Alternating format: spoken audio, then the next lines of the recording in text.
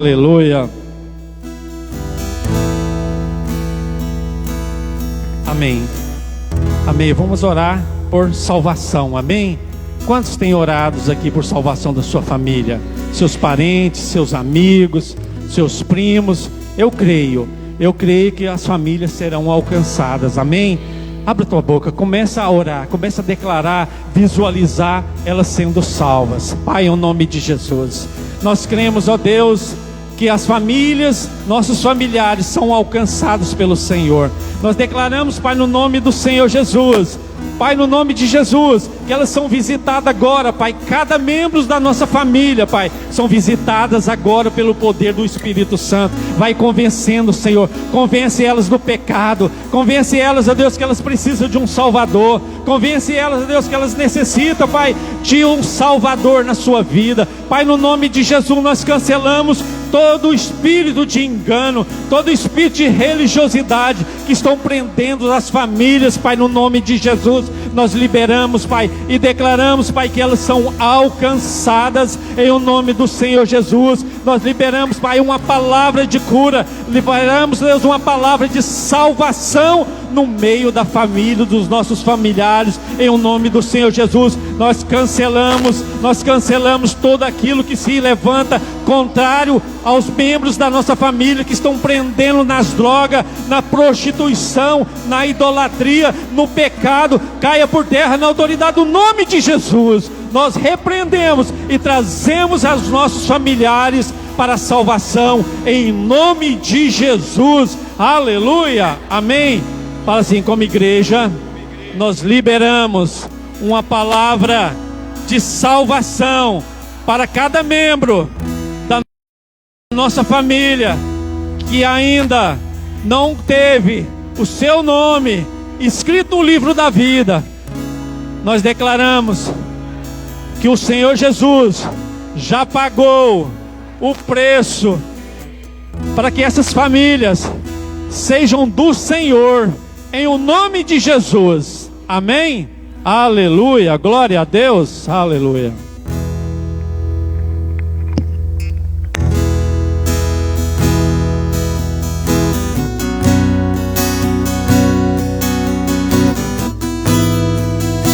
Estamos aqui para te adorar, Senhor. Vim para adorar-te. Vamos declarar isso ao Senhor, vamos adorar a Ele. Prostrar-me. Deixa sair a adoração do seu coração. Para dizer que és meu Deus. És totalmente amável, totalmente digno, tão maravilhoso para mim. Vim para adorar. Ele que você veio fazer nessa noite. Vim para Ele busca verdadeiros adoradores que adorem em espírito e em vim verdade. para dizer coração, adoração que és meu Deus. És totalmente amável, totalmente digno, tão maravilhoso para mim. Oh, irmãos, nós não sabemos o tamanho do preço que foi pago, você não consegue calcular. Mas quando você descobre o quanto o Senhor ama, o quanto Deus ama Cristo, você consegue entender o quanto você é amado, o tamanho do preço que foi pago por você naquela cruz. Porque Cristo era o bem mais precioso que o Pai tinha na glória, tinha com Ele. E Ele entregou esse Filho para morrer por nós. Morreu no seu lugar, perdoou seus pecados, para que nós pudéssemos hoje, nesse dia de hoje, de 2025, entrar diante do Pai, no trono da graça, para dizer que Ele é grande, para dizer que Ele é amável, para dizer que Ele é o nosso Rei. O Senhor nos deu essa oportunidade de nós chamar Ele de nosso Rei, nosso Senhor. Nós que éramos escravos, um alto preço foi pago por nós, um alto preço foi pago por você. A palavra de hoje fala sobre adoração. Aquele que teme ao Senhor é aquele que adora a Ele. Fecha seus olhos. declarar mais uma vez esse refrão. Mas agora de uma maneira mais espiritual, de você visualizando o seu Senhor, que Ele é grande, você dando a Ele a sua adoração nessa noite, não só com palavra, mas algo do seu coração. Vamos declarar mais uma vez esse refrão. Declarar que Ele é grande. Vim para adorar-te, Seus olhos fechados, só adore a Ele. Prostrar-me, vim para dizer que és meu Deus, és totalmente amável. Esqueça suas preocupações.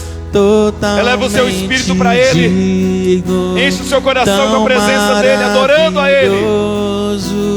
Para mim, eu vim para adorar-te, vim para prostrar-me, vim para dizer que és meu Deus, és totalmente amável, declara, totalmente digno, tão maravilhoso para mim. Aleluia, glória a Deus. Você pode dar uma salva de palmas para o Senhor Jesus. Você pode dizer que Ele é o seu rei nessa noite.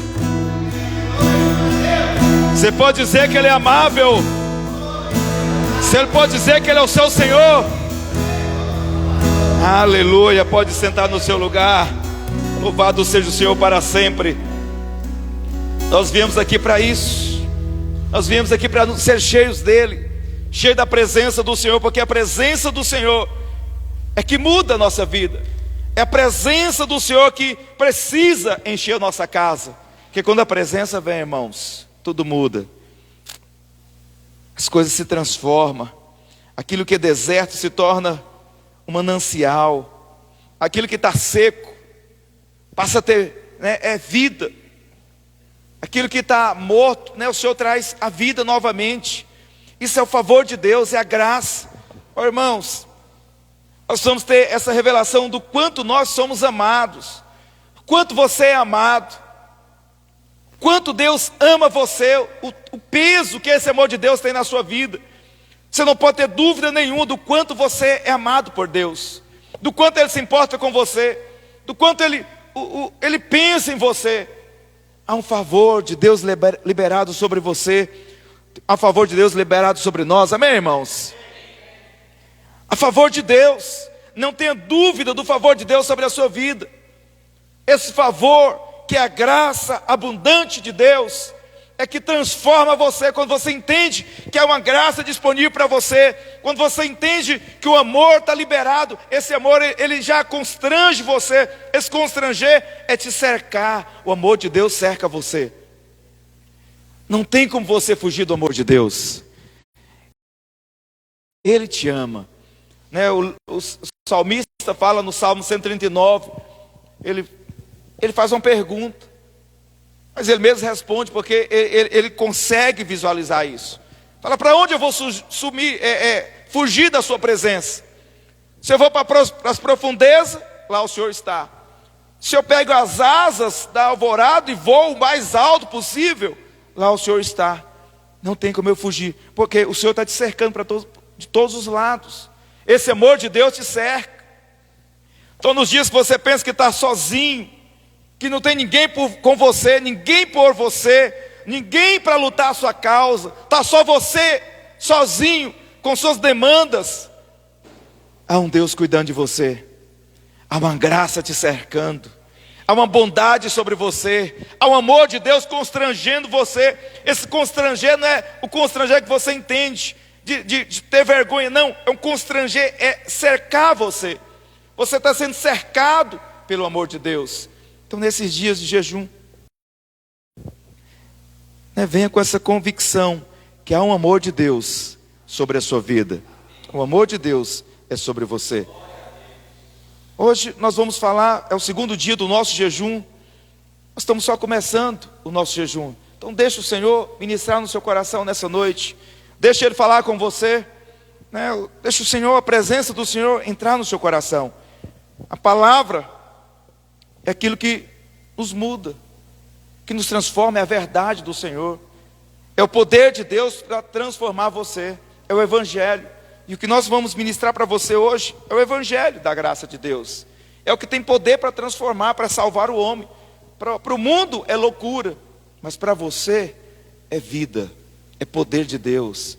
É o poder que transforma, é o poder que muda a sua casa, é o poder que muda o seu casamento, muda quem você é o poder que traz a prosperidade, é que traz a cura, é o poder que traz o que você precisa para viver uma família bendita na sua casa. Então, coisas poderosas o Senhor tem reservado para você. Amém, amados? O Senhor tem promessas, o Senhor tem bênçãos, coisas tremendas o Senhor tem reservado para a sua família. Nós não vivemos ainda tudo que Deus já reservou para você. Há coisas grandes reservadas para nós. Então nós não podemos ser passivos com relação àquilo que Deus já estabeleceu para você. Você não pode ser passivo. O nosso desafio é esse, deixar a passividade de lado e nos apegar às promessas. O passivo, ele não importa. Ele não está muito preocupado. Ele fica esperando algo acontecer. E o Senhor, Ele quer que você entre na posse. Entrar na posse é se apropriar daquilo que é seu. É agarrar aquilo que é seu. O passivo, ele não agarra, ele fica esperando. É aquela pessoa que está deitada na rede, esperando algo acontecer. Esperando algo acontecer. Não, você tem que agarrar. Você tem que tomar posse, porque são coisas grandes que Deus tem para você. No livro de 2 Samuel, capítulo 23, versículo 10, a palavra do Senhor mostra algo que aconteceu com um dos valentes de Davi. Aquele valente de Davi, a Bíblia diz que no dia da batalha, a espada, irmãos, ele lutou tanto, do começo da manhã até o final da tarde. Ele matou centenas de homens nessa batalha. E ele lutou de maneira tão intensa, tão ativa, que a Bíblia diz ali que a espada, o cabo da espada, se misturou com a sua própria carne, que não tinha mais como soltar a espada da mão dele, porque ele lutou tanto, que a sua mão ficou na carne viva ali, grudada com a espada, e aquele sangue secou, e começou aquela cicatrização, né, no cabo da espada. Isso fala de alguém que é intenso. Ele não ficou, não, minha mão está doída agora, vou parar um pouco, vou esperar a minha mão parar de doer. Enquanto ele parar, se ele parasse, o que aconteceria? Seus inimigos avançariam sobre ele. Ele poderia morrer ali, porque ele parou para descansar. Não é esse descanso que nós temos no Senhor. O Senhor, nós nos apropriamos. Você não tem que parar para, não, vou esperar. Não, você tem que se apropriar da bênção. Você tem que apropriar da promessa. E aqui tem relação muito a ver com a nossa vida. De nós estamos, a nossa vida está tão ligada ao Espírito Santo, de uma maneira tão poderosa, que nós podemos vencer as nossas guerras, de maneira ativa. Não é aquele negócio de ficar, vou ver o que é que Deus quer, vou ver o que é que vai acontecer. Não, é de você, o seu espírito está em ebulição, você está ligado ao Espírito, e você sabe que você precisa ir para frente, você precisa avançar sobre os seus inimigos, você precisa conquistar o que o Senhor já te deu, você precisa agarrar, tomar posse daquilo que é seu, por direito. O inimigo quer tomar de você, ele quer tomar a alegria da sua casa, a alegria do seu casamento, ele quer roubar seus filhos, ele quer roubar a paz dentro da sua casa. Mas você precisa ser o quê? Aquele como esse valente de Davi, que não abre mão. Você vai até a última consequência, você guerreia pela sua família. Então hoje você está aqui, nesse período de jejum, que é o tempo que nós estamos orando pelas nossas famílias. E quanto mais você vem, mostra o quê? A sua intensidade. Você sabe que muitas pessoas não importam com a sua família. E eu sou pastor dessa igreja, né?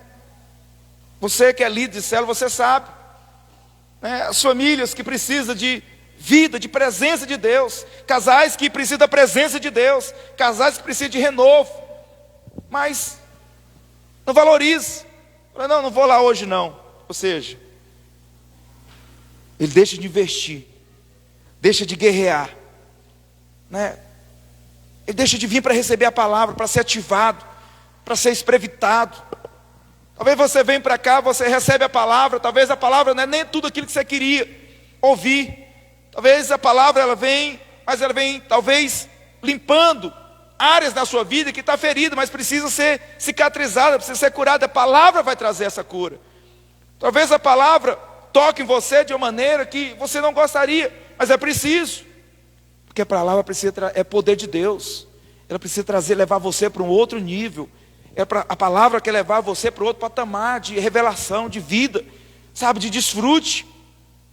A palavra de Deus, ela não quer nos deixar no lugar natural, no nível natural, né? Então muitos irmãos que necessitam estar aqui, lutando pela sua família, entrando, trazendo a presença, lutando contra os inimigos, que a nossa guerra não é contra pessoas, mas tem pessoas que preferem lutar contra o cônjuge, guerrear contra o marido, guerrear contra a esposa, gritar com os filhos, xingar os filhos, mas não vem para receber a palavra. Lutar, a nossa luta, irmãos, é espiritual.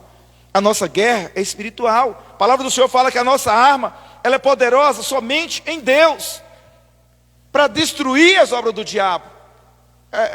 O poder não está na sua voz, o poder não está na sua mão, o poder não está na sua braveza. Não, o poder está na arma que o Senhor nos deu.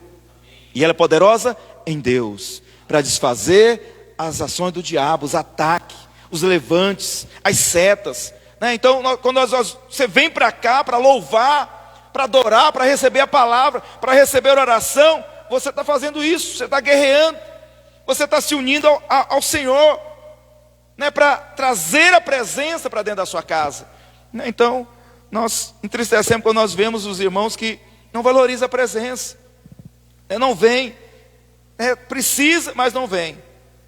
Precisa, mas não vem. Alguém me falou ontem, eu falando com alguém, falou, não vou hoje não, estou muito cansado, trabalhei demais. Mas o cansaço passa. E o casamento? E a família? E a sua casa? Qual que é o valor que tem o seu casamento? Nós não podemos, irmãos, viver o padrão do mundo. O mundo não valoriza o casamento, não. Você acha que o mundo valoriza a família? Não valoriza. Vai conversar com seus colegas de trabalho que não conhecem o Senhor, os ímpios. Ele não valoriza. Qualquer coisa, ele está largando a esposa com os filhos. Fala, não, fica aí com os filhos que eu estou indo embora. Quantos homens não fazem isso? Quantas mulheres também não fazem isso? Não, vou ser feliz. Esse é o padrão do mundo. O Senhor nos chamou e nos deu um casamento. O Senhor te deu uma família, para você guardar essa família, guardar esse casamento, né? Guerrear contra o diabo, não aceitar, não permitir que o diabo toque na sua família, toque nos seus filhos, toque na sua esposa, toque em você, marido. Deus nos deu essa autoridade, e nós precisamos o quê? Buscar a presença, trazer a presença para a nossa casa. O Salmo 128 é um salmo que é para nós, mas principalmente para os homens. Principalmente para você. Cadê os homens da igreja? Fala aleluia. Aleluia. Esse salmo é para você, é para mim, mas é para toda a família, mas é principalmente para nós. Vamos ler o Salmo 128, do versículo 1 ao 4. A palavra diz o seguinte: bem-aventurado aquele que teme ao Senhor e anda nos seus caminhos. Guarda essa palavra, temer. E anda nos seus caminhos, do trabalho de tuas mãos comerás, feliz será, e tudo te irá bem. Tua esposa, no interior de tua casa, será como a videira frutífera. Teus filhos, como o rebento da oliveira, a roda da tua mesa. Eis como será abençoado o homem que teme ao Senhor. Você vê que nesse texto aparece duas vezes a palavra teme, né? Que é do verbo temer. Nós vamos aprender um pouco sobre isso. Então, por que esse versículo ele tem a ver com o homem? Porque a palavra do Senhor começa dizendo: bem-aventurado aquele que teme ao Senhor e anda nos seus caminhos. Do trabalho das suas mãos comerá, será feliz. Aí ele começa aqui: tua esposa. Então ele está falando para o homem. Aí aqui ele começa a falar: não, a tua esposa e depois os teus filhos. Então é para nós. Então aqui, irmãos, há uma promessa de Deus para nós. Uma promessa de Deus para você, homem. Você que sustenta a pressão de ser o cabeça dessa casa, dessa família. Há uma promessa de Deus. O Senhor não colocou só a responsabilidade de você ser o cabeça, mas Ele liberou bênção sobre você. Há uma bênção sobre a sua vida. E essa bênção está condicionada a temer o Senhor. Temer e andar nos seus caminhos. E nós vamos entender lá no finalzinho. Eu quero explicar melhor para isso, para você, de acordo com a graça de Deus, com o olhar da graça. O que é temer? O que é andar nos caminhos do Senhor? Mas aqui no início o Senhor fala que do trabalho das suas mãos você vai comer. Do trabalho das suas mãos vai ter provisão na sua casa. Essa provisão que vem pelo trabalho vai tornar você um homem feliz. E essa bênção que te torna também feliz vai levar você a prosperar. Tudo que você fizer vai ser bem sucedido. Então tem três coisas aqui que está ligada à bênção de nós temermos ao Senhor. É ser feliz. Essa palavra bem-aventurado, ela quer dizer algo que é mais do que feliz. É ser mais do que feliz. É isso que o Senhor tem para você, é ser mais do que feliz. Eu sei que tem muitos irmãos que pensam que Deus não tem felicidade para nós, né? Os irmãos mais tradicionais, eles falam que a vida do crente é sofrimento, é angústia, é peso, é choro, né? Mas a palavra do Senhor não diz isso. Jesus fala: no mundo tereis aflição. Ele está dizendo que a sua vida vai ser de aflição. Ele fala que você vai passar por aflições. Você vai ter. Em algum momento da vida vai acontecer dias de aflição na sua vida. Mas talvez as pessoas peguem esse versículo e entendem que vai viver uma vida inteira de aflição. Ah, porque agora eu sou crente, agora é tanto problema, é tanta luta, é tanto levante, é tanta tempestade. É porque você está dando valor para essas coisas. Quanto mais valor você dá para a tempestade, ou você dá para o diabo, mais ele vai querer fazer bagunça na sua vida. Quanto mais valor você dá para ele, você está dando menos valor para o Senhor. O Senhor quer que você dê mais valor a ele, porque quando você dá valor para Deus, o diabo não tem poder na sua vida. As tempestades não têm poder na sua vida. Então quando Jesus estava lá no barco com os discípulos, o que aconteceu? A tempestade veio. Jesus estava com eles no barco. Então o que poderia? A tempestade poderia não vir. Não é verdade, irmãos? Porque Jesus estava lá, mas ela vem. Por quê? Porque nós vivemos num mundo caído. Mas o que os discípulos começaram a fazer? Tentar lutar com as suas próprias forças. Tirar a água do barco, né? Tentar guardar do vento, tentar segurar a vela, né? Para o vento, tempestade não levar. Tudo na sua força. E quando eles viram que não dava conta de resolver o problema na sua força, o que eles fizeram? Foram acordar Jesus, que estava descansando dentro do barco. Quando Jesus sai, ele repreende o quê? Repreende o vento e o mar. E tudo volta a ter paz, tudo volta a ter bonança. Ou seja, irmãos, aí ele vira para os discípulos e fala: olha, até quando eu vou estar convosco? Ou seja, até quando? Não, eu vou ter que fazer com vocês.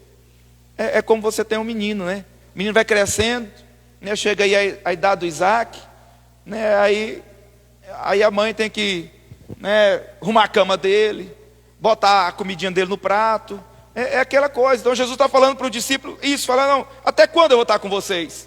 Porque você não usa a autoridade de você. Eu não já dei autoridade, porque lá atrás Jesus já tinha dado autoridade para ele, né? Para pisar em cobra e escorpiões, que é as ações do diabo. Então bastava eles falar: vento, aquieta-te, tempestade, para agora em nome de Jesus. E tudo se tornaria em paz.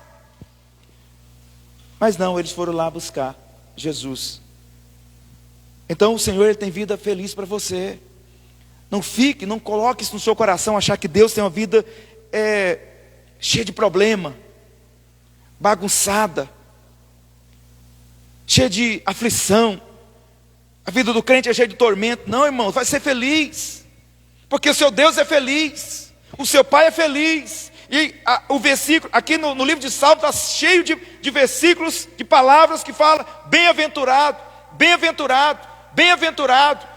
No livro de Mateus, capítulo 5, está cheio: bem-aventurado é o homem, bem-aventurado os mansos, bem-aventurado os humildes, bem-aventurado os que choram. Está cheio dizendo: bem-aventurado é o quê? É ser feliz.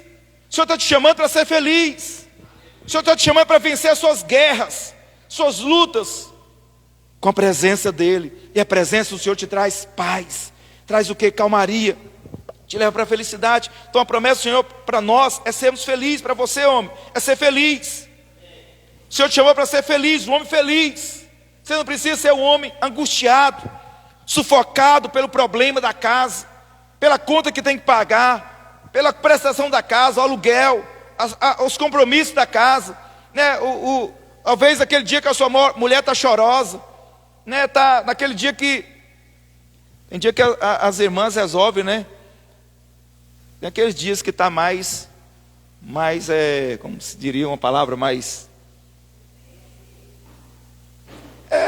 vamos usar sensível, né? Para não dizer outra palavra. Só falta jogar panela nas paredes. Aí nesse dia o homem está lá: ai meu Deus, onde eu vim parar, né? Essa mulher, quantos anos eu vou ter que aturar essa mulher desse jeito? Vai ser feliz. O Senhor está te falando para ser feliz. Há uma promessa de Deus de você ser feliz dentro da sua casa, com a sua esposa, com seus filhos que estão te dando trabalho. Sabe, meu Deus, onde que eu errei na criação desse menino? Onde eu errei na criação dessa menina? O que eu fiz de errado? Vai ser feliz. Descansa no Senhor. Ele está te chamando para a felicidade, porque é uma promessa de Deus de ser feliz. Então a primeira parte aí é que você vai comer do trabalho das suas mãos. O trabalho, ele não é maldição. Sei que muitas pessoas falam que o trabalho é maldição. Não é. Porque no jardim o homem já ia trabalhar, mas era o trabalho sem suor. Não ia ser o trabalho do esforço, mas ele ia cultivar o jardim, guardar e cultivar. Mas quando ele foi expulso do jardim, veio o quê? Os cardos e os abrolhos. Veio os espinhos, né? Veio a dureza, veio o suor. Agora no suor do rosto você tem que esforçar. Mas o Senhor está dizendo que aqueles que confiam no Senhor, aqueles que temem ao Senhor, há uma promessa de ser feliz. Do seu trabalho vai suprir a sua casa. O seu trabalho vai trazer a comida, vai trazer a despensa cheia, vai manter a sua casa cheia, vai manter a sua mesa cheia. Há uma promessa de você vai ser feliz. E a terceira promessa aí é que tudo te irá bem. Trabalho para sustentar a sua casa. Você vai ter alegria, felicidade, e tudo que você fizer será bem sucedido. Vai ser bem sucedido. Vai ser bem sucedido na criação dos seus filhos. Vai ser bem sucedido com a sua esposa, no seu casamento. Vai ser bem sucedido no seu trabalho. Vai ser bem sucedido na sua riqueza, na administração do seu dinheiro. Vai ser bem sucedido. É uma promessa do Senhor para nós. E quando é promessa, irmãos, eu preciso fazer o quê? Me apropriar dela, agarrar. É minha. O meu salário vai dar para sustentar a minha casa. Eu vou ser feliz com a minha família. Eu sei que o diabo vai falar na sua mente o tempo todo que você não tem como ser feliz com a sua esposa, não tem como ser feliz com a casa que você tem, com os filhos que você tem, com a família que você tem, porque é muita cobrança, é muita coisa, é muito gasto, é muito isso, é muito aquilo. Então o diabo quer mostrar para você o problema, mas o Senhor está te mostrando outra coisa. Ele está te chamando para um nível mais alto, mais elevado. Vá ser feliz, venha ser feliz, venha ter provisão, venha ser bem sucedido. É isso que eu estou te chamando, homens bem sucedidos, amém, irmãos? Fala assim: eu sou bem sucedido, eu sou feliz do meu trabalho, eu sustento a minha casa, porque eu temo ao Senhor. Amém? É isso que é a promessa de Deus para você, é a promessa de Deus para nós. E ele continua dizendo, essa questão da provisão do homem. E ontem eu abordei aqui falando sobre, que a palavra para nós ontem é que nós não devemos nos assemelhar ao mundo. O mundo é uma corrida, né? Eu falei ontem sobre das mulheres que querem se empoderar de um poder que não é o poder de Deus, e os homens abrindo mão do seu poder, do seu governo, da sua liderança. Então hoje nós temos dificuldade. Eu estava lendo algumas reportagens esses dias, e você sabe que está faltando trabalhador nas empresas? Está faltando. Tem muitas cidades aí que está faltando trabalhador. Homens para trabalhar. Porque o homem hoje ele quer uma vida mansa. É o homem emasculado. Né? É o homem que quer viver uma vida diferente. Ele não quer encarar os fatos. Ele não quer encarar a pressão. Né? Ele quer fugir da situação. Então está faltando pessoas no mercado de trabalho. Ele não quer se profissionalizar, não quer buscar melhora, não quer estudar, não quer aprender uma nova profissão.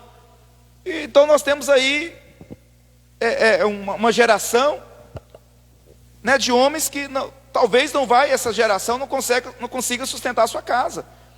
Aí eu vejo muitas mulheres, né, ter que sair da sua casa para sustentar. É uma inversão de valores.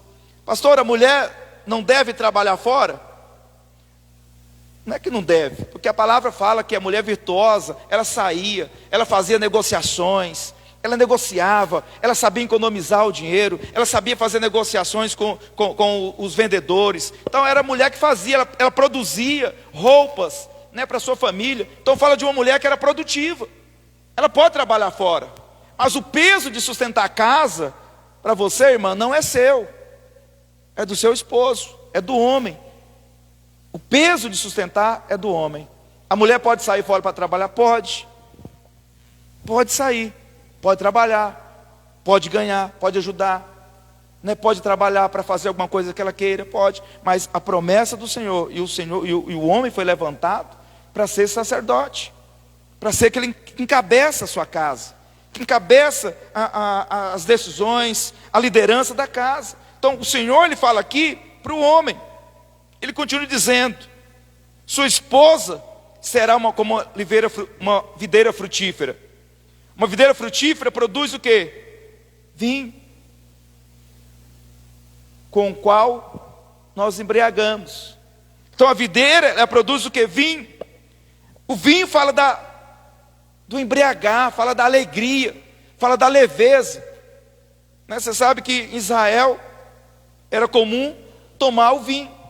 Então Jesus, ele ceava com o seu discípulo. Quando ele ia no jantar, tinha um vinho ali. Era normal, porque esse vinho trazia essa leveza. Não tinha o embriagar-se. Então a Bíblia fala e condena o embriagar-se. Mas tinha o vinho, porque o vinho trazia aquela leveza dentro da casa. Talvez o marido chegava cansado do serviço, do trabalho no campo, chegava em casa, tomava aquele vinho, né? Ficava suave, ficava tranquilo, né? Com sua esposa ali, divertir com seus filhos, com sua esposa. Então tinha essa suavidade. Então a mulher, a palavra fala que a mulher dentro da casa começa videira frutífera. Então a mulher, ela tem esse poder de trazer o quê? A vida para dentro da casa. Não só a vida de dar aos filhos, mas ela traz vida. Ela traz um ambiente novo. Ela traz um ambiente diferente dentro da casa. Então a mulher é como essa videira frutífera. Normalmente em Israel, as casas, elas têm um pé de videira sempre na entrada, que traz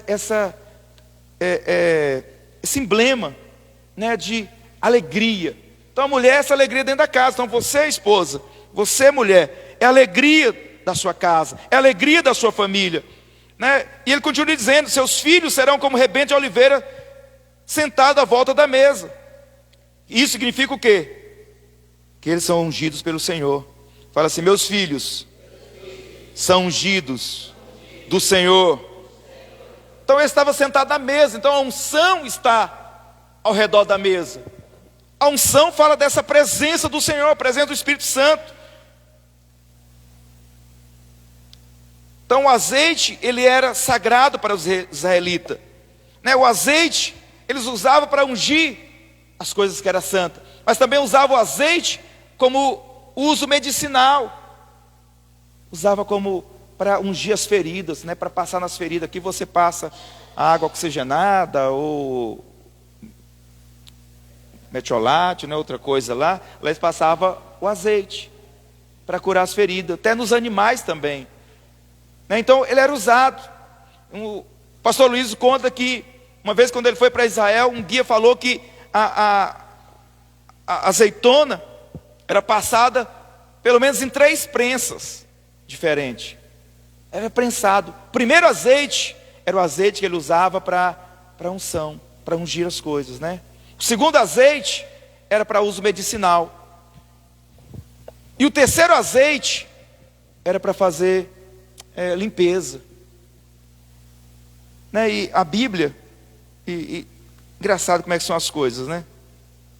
É interessante que isso tem muito a ver com o que Jesus passou. Ele foi prensado também. A primeira prensa dele foi lá no Getsêmani.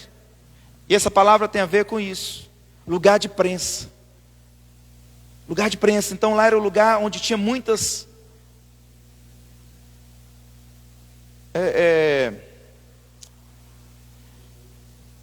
oliveira também, mas tinha oliveira, né? E lá o Senhor Jesus foi prensado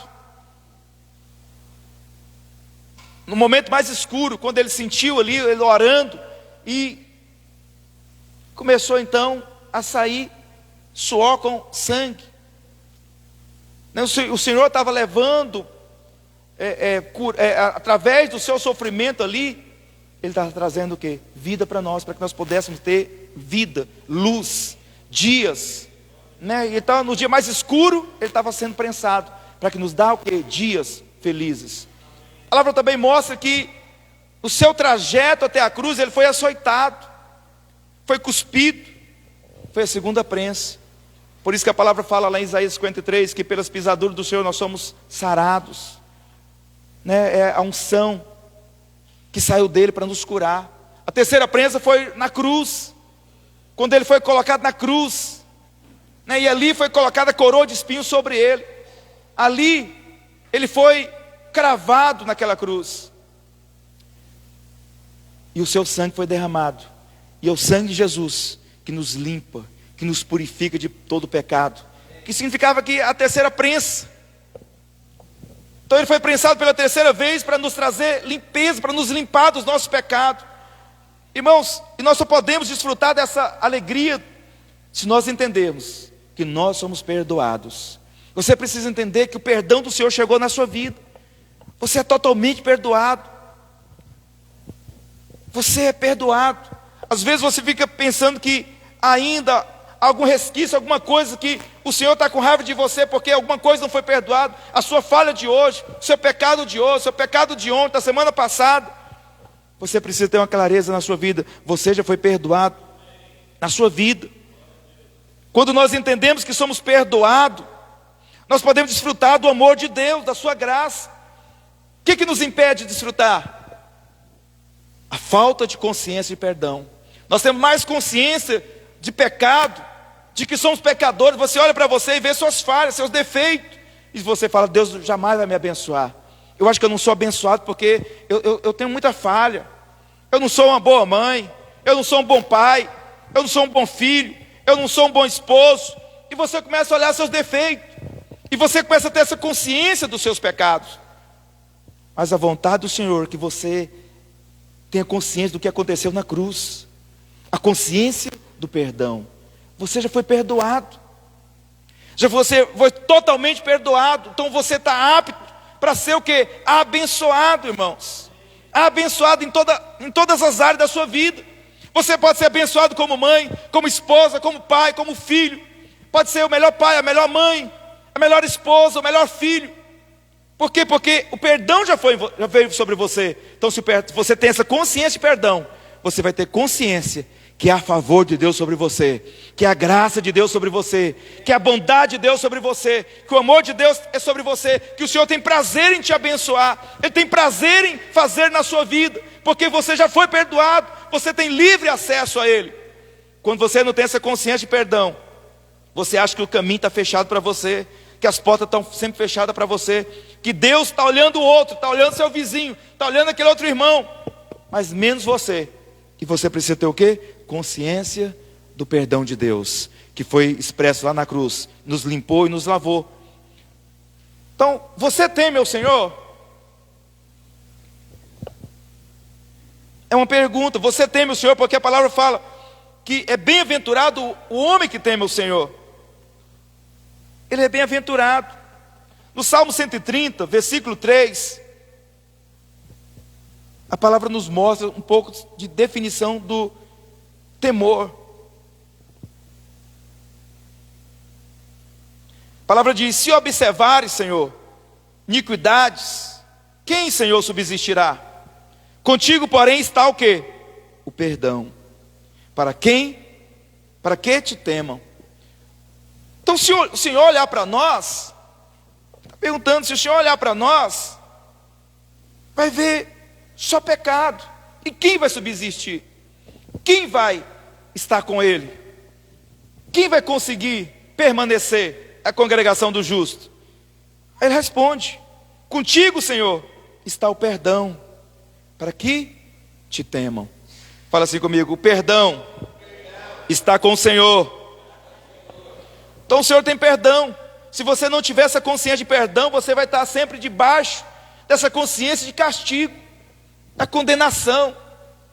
Aconteceu uma coisa ruim, é Deus me castigando. O negócio não deu certo, Deus está me castigando. Né? Teve uma confusão lá na sua casa, Deus não está cuidando de mim. Deus não está cuidando do meu casamento. Talvez é porque eu não fiz isso, eu não fiz aquilo, eu não orei, eu não jejuei, eu não busquei, eu não ofertei, eu não entreguei o dízimo. E você começa a elencar muitas coisas que você não fez. Você tem o quê? Uma consciência de condenação.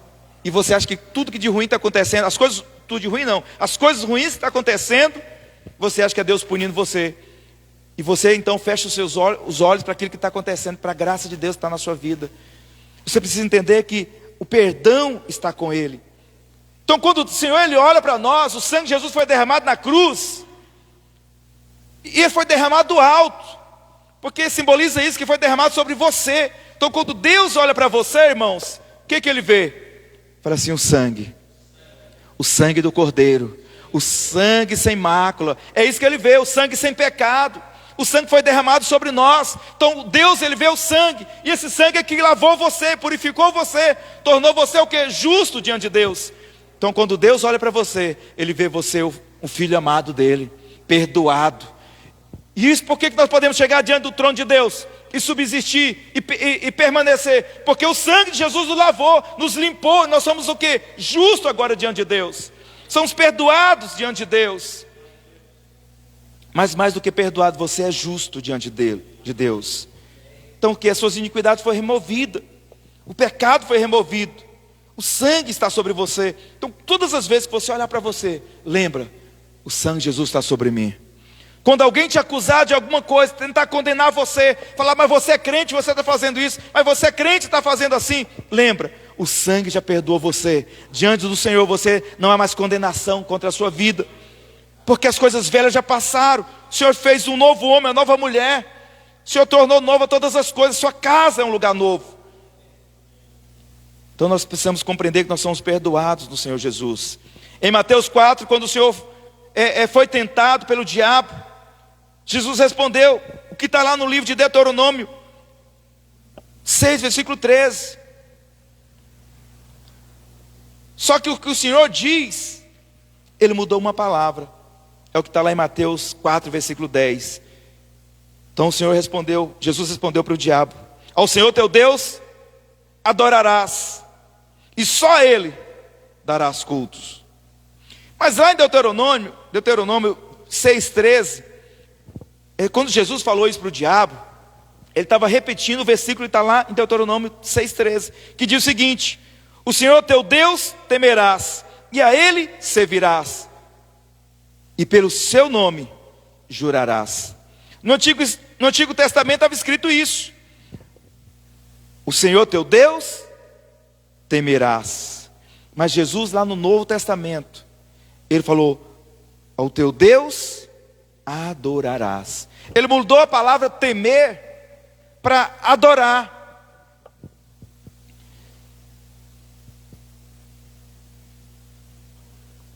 Ele mudou a palavra. Só Jesus pode fazer isso, só o Senhor pode mudar. E nós estamos hoje nessa dispensação da graça, do favor de Deus. Então o temer, às vezes você pensa que temer a Deus é ter medo de Deus. Já falei para os irmãos muitas vezes aqui, que muitas vezes minha mãe, para a gente comportar melhor em casa, o que ela falava? Ela falava que Deus estava com raiva de nós. Olha, se você fazer isso com o papai e com a mamãe, se você bagunçar, se você desobedecer, Deus vai ficar com raiva de você. Deus vai pesar a mão em você. Deus vai te castigar. Aí quando a gente correndo lá pelo terreiro, trupicava, metia o dedão numa pedra, um toco lá no terreiro e, né, a unha machucava, saía sangue. Está vendo? Deus está castigando. Deus está castigando, viu? Porque você desobedeceu a mamãe. Se eu tivesse obedecido, isso não tinha acontecido. Então muitas vezes você cresce com essa concepção de Deus, um Deus que pune. Você não conhece o Deus da graça. Você conhece o Deus que pune. Você não conhece o Deus de amor. Você conhece o Deus que pune as suas falhas. Mas o Senhor, Ele vem aqui. E essa palavra temer não é se punir, mas é honrar o Deus, é adorar a Deus, é confiar no Senhor. Essa palavra não tem nada a ver com o temer de Deus. Então fala, eu tenho que temer de Deus, então é temer. Não, é honrar a Deus. A honra fala de temer. Quando um filho honra o pai, ele teme. Quando o pai fala, ele observa aquela palavra, ele recebe aquela palavra. Quando o pai fala, meu filho, faz assim, dessa maneira, que vai dar certo. E o filho, quando ele ouve essa palavra, ele está o quê? Ele está temendo, ele está submetendo a autoridade desse pai. Então temer é honrar a Deus. Nós honramos qualquer pessoa. Você honra qualquer pessoa, louva qualquer pessoa, aliás. Adora qualquer pessoa, sim ou não?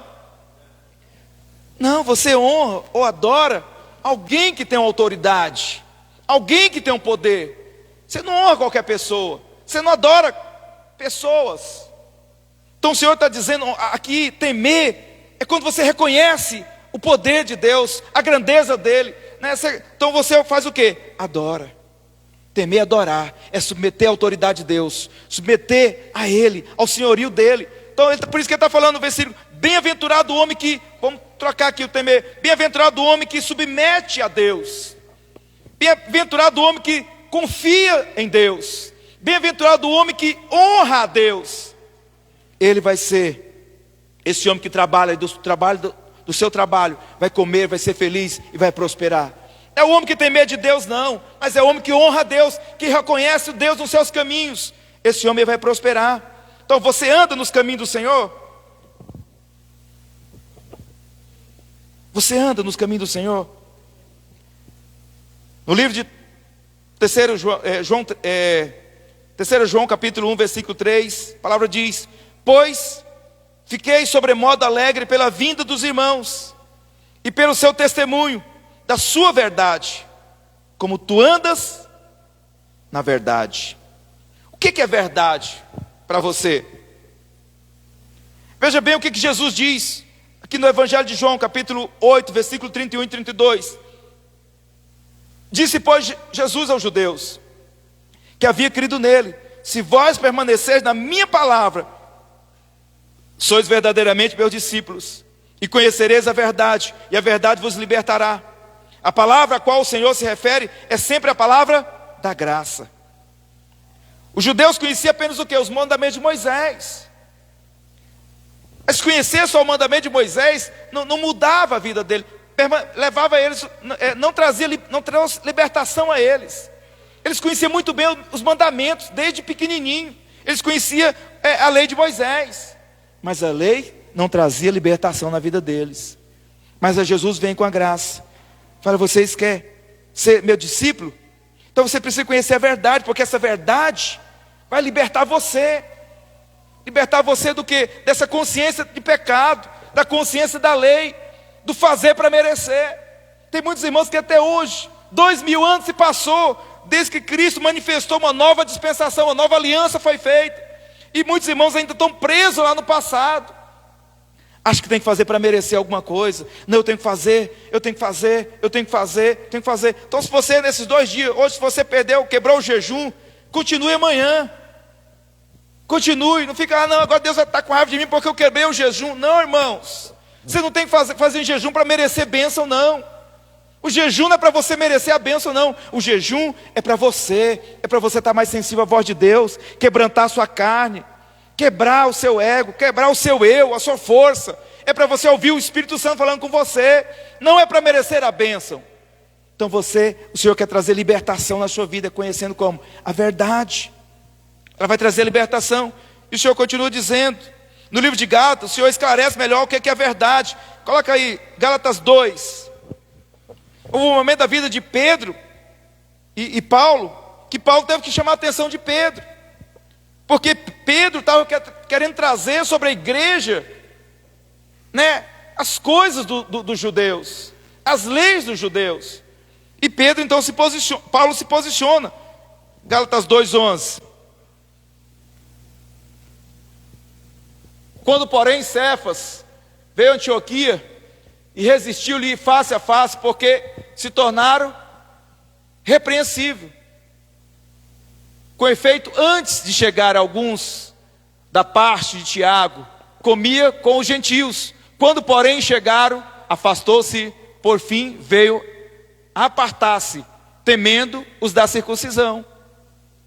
E também os demais judeus dissimularam, e com eles a ponto de o próprio Barnabé ter se deixado levar pela dissimulação deles, o 14.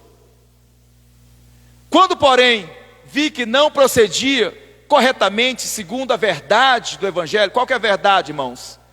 Do Evangelho. Disse a Cefas, na presença de todos: sendo tu judeus, vive como gentil, e não como judeu. Por que obriga o gentil a viver como judeu?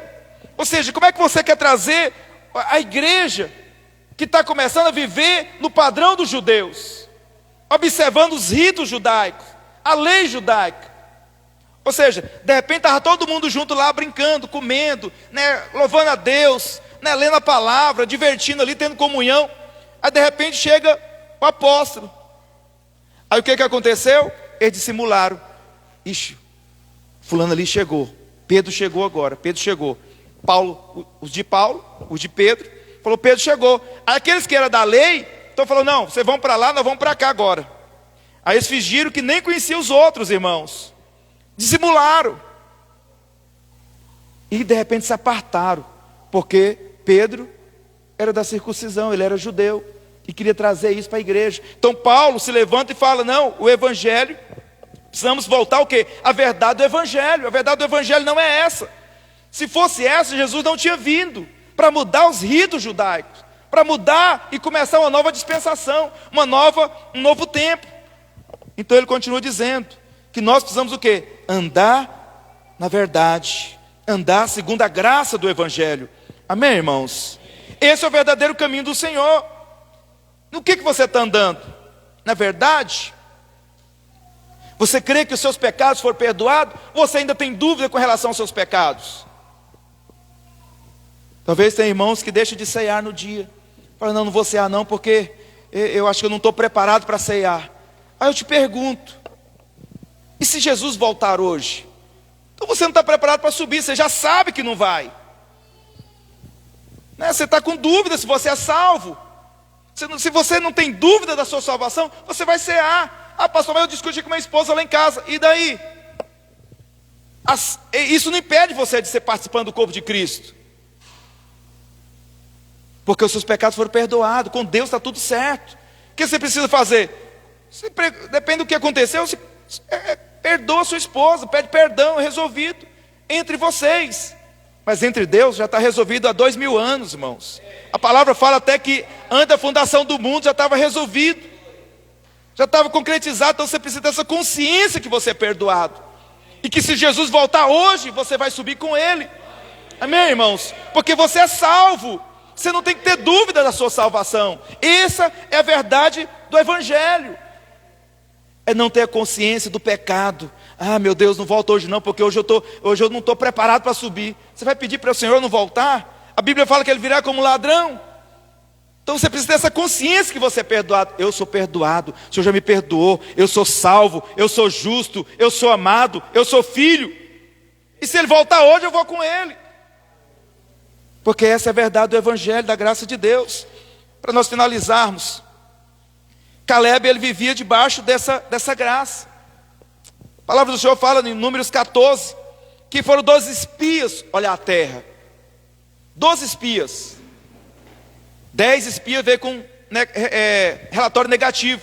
Mas Caleb e Josué, a palavra diz aqui no versículo, capítulo 14, 24. Porém, meu servo Caleb, visto que nele houve o quê? Outro espírito. Enquanto em 10 espias tinha um espírito de escravidão, espírito de essa consciência da condenação, que se eles fossem para lá, iriam morrer, que aquela terra não era para eles. Era esse espírito de condenação, de morte, de escravidão. Mas em Caleb houve um espírito da graça, um espírito da fé. E ele perseverou como, irmãos? Seguindo-me. O Senhor Deus está dizendo que Caleb perseverou em quê? Seguir-me. Seguir o Senhor. Como? Em fé. Ele continuou andando com o povo no deserto, seguindo o povo do deserto, mas não pensava como o povo que estava no deserto. Eles ficaram 40 anos perambulando pelo deserto, mas ele não pensava como aquele povo que estava ali, como os 10 espias. A mente dele, o coração dele, estava nas promessas de Deus. A mente dele, o olhar dele, estava na terra que mandava leite e mel. Ele estava andando com aquele povo, mas ele não pensava como aquele povo. Ele não cria como aquele povo. Ele estava seguindo ao Senhor. Então o Senhor, irmãos, Ele quer que você siga Ele hoje. Não importa com quem você está andando, quem está à sua volta. Não importa se você não chegou onde precisa chegar, mas a sua visão precisa estar na promessa do Senhor. A sua fé precisa estar naquilo que Deus já te deu. O seu coração precisa estar onde o Senhor já falou para você que é seu. E se andar é seguir o Senhor. Isso é seguir. Então ele perseverou em seguir. E o Senhor prometeu, falou o quê? Por causa disso, a descendência de Caleb ia possuir a terra. Queria te convidar a ficar de pé nesse momento.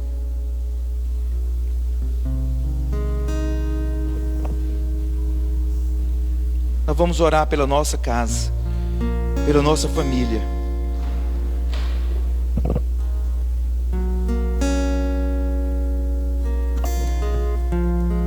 João capítulo 21, 20.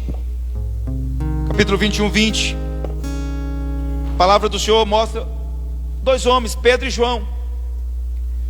E aqui Pedro, ele tem uma visão de João. Ele está de um lado e João está ali. E ele olha e vê, e ele diz, escreve. Então Pedro, voltando-se, viu também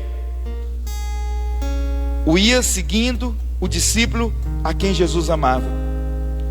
Então Pedro olhou e viu que o discípulo que Jesus amava seguia Jesus. E Pedro se aproximou de Jesus e questionou ele. Perguntou: Senhor, quem é o traidor? Vendo-o, pois, Pedro perguntou a Jesus: e quanto a este? Respondeu-lhe Jesus: se eu quero que ele permaneça até que eu venha, que te importa? Quanto a ti, Pedro, segue-me. Existe João, que seguia Jesus espontaneamente, mas existia Pedro, que não seguia Jesus. Ele estava preocupado com outras coisas. E Jesus então exorta Pedro a segui-lo. Segue-me, quanto a ti, segue-me. A bênção está em seguir o Senhor, mas de maneira espontânea. Você vai seguir o Senhor não na força. Você não tem que amar o Senhor não por causa de um mandamento. O fato de você seguir o Senhor, irmão, você já cumpre todos os mandamentos. Porque Cristo cumpriu os mandamentos. E nós estamos em Cristo, nós cumprimos o mandamento. Você quer matar alguém? Você quer adulterar? Você quer desonrar seus pais? Isso não faz parte de você. Você não tem que fazer força para não matar alguém. Você não tem que fazer força para não adulterar. Você não tem que fazer força para desonrar alguém, um pai. Cobiçar. Não, isso já está em você. Cristo está em você, Ele cumpriu. Então hoje nós seguimos Ele espontaneamente. O Senhor te chama hoje a seguir espontaneamente. Temer o Senhor é seguir a Ele. A verdade é a graça de Deus. Seu coração precisa estar firme, ligado às promessas de Deus para sua casa, para sua família. Talvez ela não chegou ainda, todas elas, mas o seu coração precisa estar lá. Talvez você está passando por escassez, conflito no seu casamento, no seu lar, com seus filhos, mas você precisa crer nas promessas do Senhor. Seu coração precisa estar nas promessas dEle.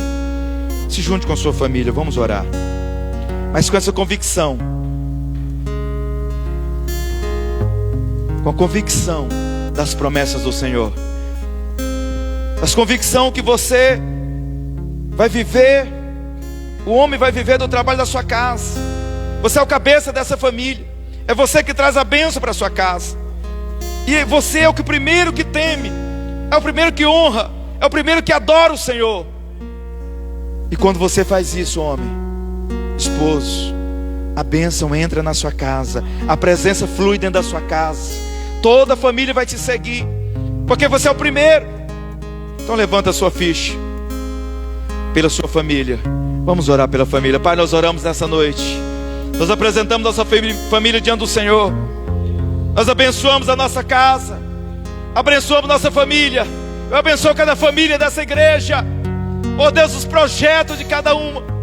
Eu abençoo cada homem, cada esposo, cada sacerdote dessa casa. Eu abençoo a cabeça da cada casa. Eles vão comer do trabalho da sua mão. Eles vão viver feliz. Tudo irá bem na vida dele. Vão prosperar em todos os seus caminhos. Não haverá escassez, porque o Senhor está dando habilidade, sabedoria, para que suas mãos possam produzir recursos, trabalho que vai dignificar, trabalho que vai prosperar, trabalho que vai trazer alegria, provisão para dentro da sua casa. Pai, eu declaro que eles são abençoados no Senhor. Eu declaro que a favor do Senhor sobre a sua casa, a favor do Senhor sobre esses homens, sobre esses irmãos, para lidar com cada situação na sua vida. Libera sabedoria, Pai, sobre eles. Libera destreza, habilidade. Oh Deus, em nome de Jesus, tira ele do lugar comum. Tira eles, oh Deus, de um lugar que o Senhor não tem para ele, mas o Senhor tem a terra que manda leite e mel. É a terra da provisão. Esse é o lugar da bênção. Que eles possam tomar posse e se agarrar à promessa do Senhor. Pai, abençoa cada casa, cada família. Abençoa os filhos. Os filhos temem aos pais. Os filhos são prósperos, são rebentos de oliveira, são brotos. Oh Deus, são cuidados. Esses brotos vão produzir frutos, e dentro desses frutos tem semente, e essa semente vai produzir outros tantos. Eu declaro que esses filhos são benditos. Eles vão governar, eles vão reinar sobre a terra, eles vão prosperar, eles vão ser cabeça e não cauda na sua geração. Eles vão honrar os pais com suas atitudes, com suas ações, com seu crescimento, com sua prosperidade. Eles honrarão o Pai. Pai, eu declaro que são benditas essas famílias, em nome do Senhor Jesus. Restaura, renova a força de cada casal, renova a força da família, renova a unidade nessa casa, traz vida, traz o renovo, traz mulheres, ó Deus, que traz alegria para dentro da sua casa. Elas são como a videira frutífera, elas produzem frutos, produz vida dentro do seu lar, dentro da sua casa, com seus filhos e com seu esposo. Ela traz alegria para dentro da casa. Ela é a mulher virtuosa. Ela é a mulher, ó Deus, cheia de alegria na sua casa. Capacita para ser mãe, para ser esposa. Capacita, Deus, capacita em nome de Jesus. Transforma o coração, transforma o que precisa ser mudado. Traz casamentos e lares abençoados, Pai, em nome de Jesus. Em nome de Jesus. Fala assim, só os homens. Senhor Jesus, eu sou o cabeça, o sacerdote da minha casa, através do meu trabalho, eu vou suprir a minha família com abundância, eu vou ser feliz, eu vou prosperar em todos os meus caminhos, porque a bênção está sobre a minha vida. Eu temo ao Senhor, honrando, reconhecendo, confiando na graça e no amor do Senhor sobre a minha vida, em nome de Jesus.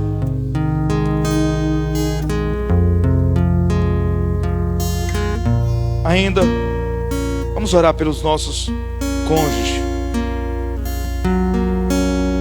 Ora com seu cônjuge com o olhar da promessa do Senhor.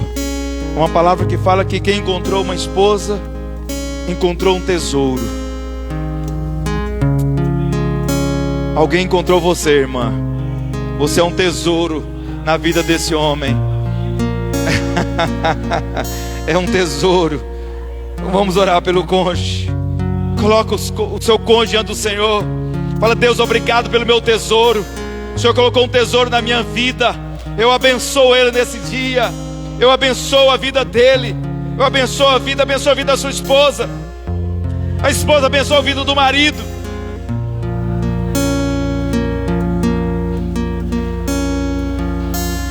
Ela faz parte da promessa do Senhor na sua vida. Esse marido faz parte da promessa do Senhor na sua vida. Vocês se tornaram uma só carne, para entrar na terra prometida, para entrar na provisão, na bênção, no favor de Deus, para você viver uma casa abundante, um casamento abundante. Ninguém pode resistir você, ninguém pode resistir o seu casamento, ninguém pode resistir a sua força. Por isso vocês são dois, porque a paga vai ser maior, a bênção vai ser maior. Quando um cai, o outro pega na mão para levantar. Você não está sozinho, esposo. Você não está sozinho, esposa. Tem alguém do seu lado que é precioso, que é um presente de Deus, que é um tesouro de Deus. Abençoa ele nessa noite. Abençoa seu casamento. Pai, eu oro por casamentos nessa noite. Casamentos, se tem casamentos que estão falidos, restaura hoje. Se tem casamentos que estão perdidos, que está quebrado, restaura hoje esse casamento. Restaura as bases desse casamento, restaura o alicerce desse casamento. Esse alicerce, essa base é o Senhor. Que esse casamento possa estar estabelecido no Senhor. Restaura os muros desse casamento, restaura as brechas desse casamento. Traz vida. Se tem morte nesse casamento, Pai, eu repreendo agora em nome de Jesus. Vem com sua vida nesse casamento agora. Renova ele. Renova. Oh Deus, que os olhos desse marido para essa esposa vai ter paixão. O olho dessa mulher para esse esposo vai ter paixão. Vai ter um fogo no coração desse marido, dessa esposa. Dentro desse casamento, renova todas as coisas, Pai, em nome de Jesus. Em nome de Jesus. Amém. Fala assim comigo, os casais. Senhor Jesus, eu declaro que no meu casamento tem a tua presença, tem a tua vida.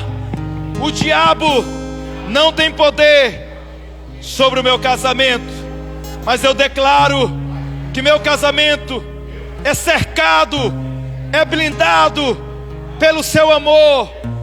Eu tenho consciência da graça e do favor do Senhor sobre o meu casamento. Ele é restaurado, ele é renovado com a sua presença, em nome de Jesus. Vamos cear. Amém, irmãos? Vai ser distribuída a ceia nesse mesmo espírito. Continua declarando sobre o seu casamento. O Senhor tem algo para fazer na nossa vida, irmão. O Senhor cada dia está renovando em nós a fé. O Senhor cada dia está renovando em nós a esperança no Senhor. Aquilo que estava perdido, o Senhor está restaurando. Esse é o ano da restauração, amém, irmão? Eu creio que o Senhor vai restaurar casamentos, o Senhor vai restaurar relacionamentos, amém? Aleluia. Todos já pegaram? Ainda não? Aleluia.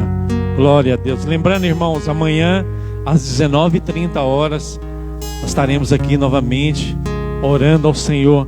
Traga o convidado, convida seu vizinho, né? Seus vizinhos lá, seus amigos, seus parentes. Liga para os seus parentes, né? Porque você está orando, fala para ele: olha, eu estou orando por você. Eu creio que Deus vai fazer um milagre na sua vida. Amém? Amém? Glória a Deus. Todos já pegaram? Amém? Este é o pão, né? Fala assim: este pão é o corpo de Cristo, que foi partido lá na cruz. Pelas suas pisaduras eu fui sarado. O castigo que me traz a paz estava sobre ele, e pelas suas feridas eu fui curado. Ao comer este pão, eu estou declarando que toda maldição já foi levada sobre o corpo de Cristo lá naquela cruz. Ao comer este pão, eu estou recebendo cura interior. Estou recebendo cura no meu corpo físico. Ao comer este pão, eu estou declarando que o meu casamento é fortalecido no corpo de Cristo, em o nome de Jesus. Amém? Levanta seu cálice. Fala assim: este cálice este cálice é o cálice da nova e eterna aliança, firmado lá na cruz. Ao tomar este cálice, eu estou declarando que todos os meus pecados foram perdoados. Por isso, não há culpa, não há condenação alguma sobre a minha vida, porque no corpo de Cristo eu tenho a vida eterna. Eu declaro que ao tomar este sangue, ao tomar este cálice, eu estou recebendo vida de Deus, em o nome de Jesus. Amém? Pode ceiar, irmão.